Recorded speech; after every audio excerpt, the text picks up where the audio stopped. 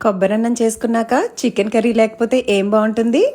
స్పైసీగా సింపుల్ ఇంగ్రీడియంట్స్తో ఈజీగా చేసుకునే చికెన్ కర్రీ కావాలంటే వచ్చేయండి మన కక్కముక్క కిచెన్లోనికి. దీనికోసం పావు కేజీ చికెన్లోనికి సాల్ట్, కారం, 1 టీ స్పూన్ వరకు అల్లం వెల్లుల్లి పేస్ట్ వేసి బాగా ముక్కలకి పట్టించాలి. దీనిలోనే ఒక 2 టేబుల్ స్పూన్స్ వరకు పెరుగు కూడా వేసుకుని ముక్కలకి బాగా పట్టించి ఒక 30 నిమిషాల పాటు పక్కన పెట్టుకోవాలి. మీడియం సైజ్ ఆనియన్, 4 పచ్చిమిరపకాయలు, 2 ఇంచుల పచ్చి కొబ్బరి, ఒక 3 క్యాష్యూస్ వేసుకుని మెత్తని పేస్ట్లా చేసుకోవాలి. కడాయిలో 2 టేబుల్ స్పూన్స్ వరకు ఆయిల్ని సన్నగా కట్ చేసుకుని ఒక మీడియం సైజ్ ఉల్లిపాయను వేసుకుని బాగా వేయించుకోవాలి. దీనిలోనికి మ్యారినేట్ చేసిన చికెన్ వేసుకుని 1 నిమిషం పాటు బాగా కలిపి నీరంతా ఎగిరిపోయే వరకు ఒక 10 నిమిషాల పాటు కుక్ చేసుకోవాలి. దీనిలోనికి గ్రైండ్ చేసుకున్న ఆనియన్ పేస్ట్ని ధనియాల పొడి, జీలకర్ర పొడి, ఉప్పు, కారం, గరం మసాలా వేసి ఒక 2 నిమిషాల పాటు బాగా ఫ్రై చేసుకోవాలి. దీనిలోనికి ఒక పావు కప్పు వరకు వాటర్ని యాడ్ చేసుకుని మూత పెట్టుకుని ఒక 15 నిమిషాల పాటు కుక్ చేసుకోవాలి.